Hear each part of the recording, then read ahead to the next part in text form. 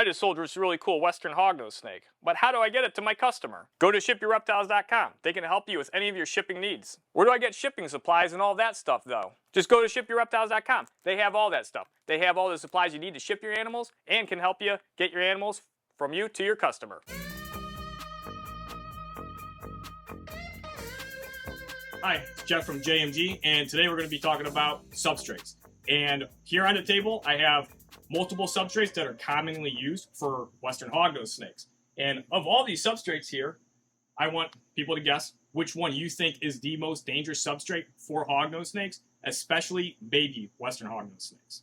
So we have sphagnum moss here. This isn't really typically actually used as a substrate, but more of like kind of an additive with like cocoa coir. But then we have the cocoa blocks, the big cocoa husk blocks here. We have coarse grade Aspen sandy chips, fine grade Aspen sandy chips. We have coarse grade wash play sand. We have Aspen shavings here. And then here I have cocoa coir mixed with sand. And then I have demonstrations of the two sandy chips next, or the two sandy chips here next to each other. So which one do you think is the most dangerous? Well, the one I haven't mentioned right here, paper towels. Paper towels are extremely dangerous to keep baby hognose snakes on. The reason why is because paper towels are very absorbent. So if you're, this is more in particularly when we're referring to them being dangerous is when you're feeding hognose on them.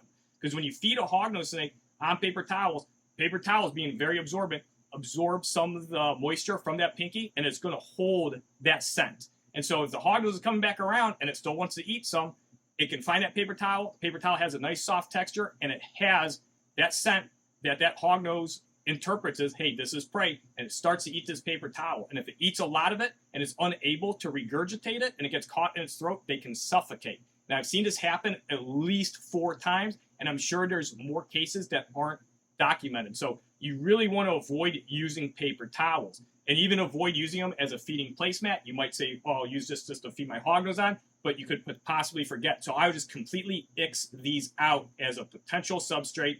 The more thick absorbent paper towels are worse. The ones that are like really thin and papery, those aren't going to be as dangerous, but I'd still not use any of them.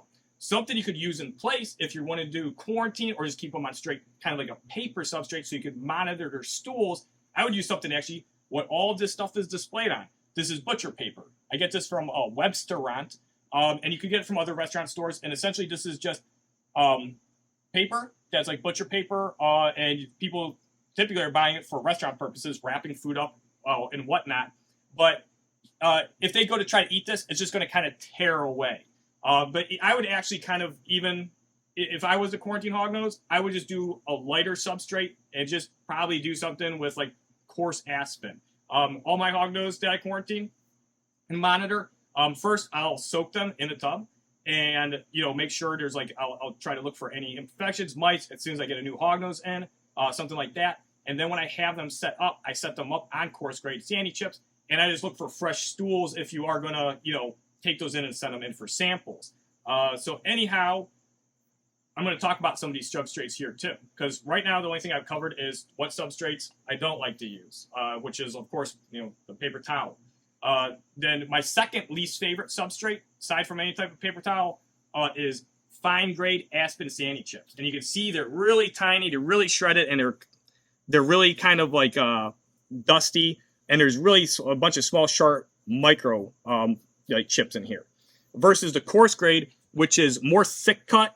It's got more of like kind of a corky, like almost texture to it, and there's more airflow, and it pushes around a little better, especially when like you get water in it. And the reason I don't like these fine grade sandy chips is they get easily stuck in the hognose's mouth. They can, especially if you're going to breed them, they can sometimes get into the snake's cloaca. And they're just not like a natural kind of substrate that hognose evolved to be, tilling around in. While the coarse grade isn't exactly natural, it doesn't really cause any problems. And of all the substrates I've used, coarse grade is the easiest to keep clean, fastest and easiest to keep clean, and has the least amount of problems. And so I got a tub here with coarse grade and fine grade sandy chips. And I'll show you another reason I really don't like the fine grade. And I'm going to pour water in here. And this isn't actually going to work right away because it's going to take some time to absorb, but I'm going to explain. These fine grade sandy chips, when they spill water, since they're so tiny, they absorb a lot and they just pack down. And there's really little airflow, and they just kind of absorb everything. And it's this big solid mass, and it doesn't dry up easily. So then it becomes a bacteria and mold vector. Meanwhile, the coarse grade, it's real fluffy, and there's a lot more airflow in it, and it dries up a lot quicker. And then we got another substrate over here I like a lot that you can use for Western hognose snakes. This is actually coco coir here, mixed with some play sand. And this is the coarse grade sand. I really like the coarse grade sand. So if you mix these together, it's actually making a very close, replicating a natural substrate that Western hognose are going to live on in the wild. Because they live in loamy environments. They live in the central plains of the United States. They live on in short grass, tall grass, oak savanna, prairies. And these prairies, the soil there is loam. And there could be different gradients of loam, but loam consists of topsoil, sand, clay, gravel, debris like that. So anyhow, when you mix this coarse grade sand with the coco coir, it has a nice loamy feel. And this is really good for egg boxes, humid hides. You can use it as a straight substrate for them. You can incubate their eggs on it. You don't necessarily have to put sand in it, but since hognose evolved to live in loamy environments, which is loam does consist of a decent amount of sand, I used about a 5 to 10% sand ratio in my coco coir. And now the downside of coco coir is if they defecate in it, it can be harder to spot clean. And since there is moisture in this soil, it's going to spoil a little quicker. And this is kind of like a more like bioactive, like kind of like hybrid-like substrate. It's not technically bioactive unless you put it in a bioactive enclosure where you have living plants and you have things like springtails and isopods and you have like UV lights in there. But anyhow, but this is kind of like an in-between. So you're getting like a naturalistic substrate that's very healthy for your hognose, especially during the dry season. So a lot of times during this time of the year, wintertime, when everybody's furnaces are on, the air is drier, hognose are more likely to get to dry and chapped scales, especially around their rostral. And this loamy, nice, moist substrate like here holds a lot of humidity. So your air humidity actually doesn't have to be that high because they'll actually get a lot of the humidity from just being in this topsoil loam-like mix. And so then we also have going back to Aspen, we have the big shavings. This stuff's okay. I'm not the biggest fan of it. I haven't really seen too many problems with it. It's a little, I think the coarse grade is just a little better, especially when it comes to drying out and not holding bacteria and moisture. The Aspen's a little worse. And then we got Coco Blocks. Coco Blocks is okay. I don't really like some of the big chunks. I do worry about hognose ingesting them. I don't think it's most likely going to even be a problem. I've kept hognose on it many times. I've known other people that kept their whole collections on it, never once had an issue. But I would really just do a coco coir, eco earth, or a bioactive mixed substrate. And that's the thing too. I don't have every substrate here. You can use bioactive substrates. There's like, I know Josh's Frogs and the BioDudes, they have substrates that are going to work very well.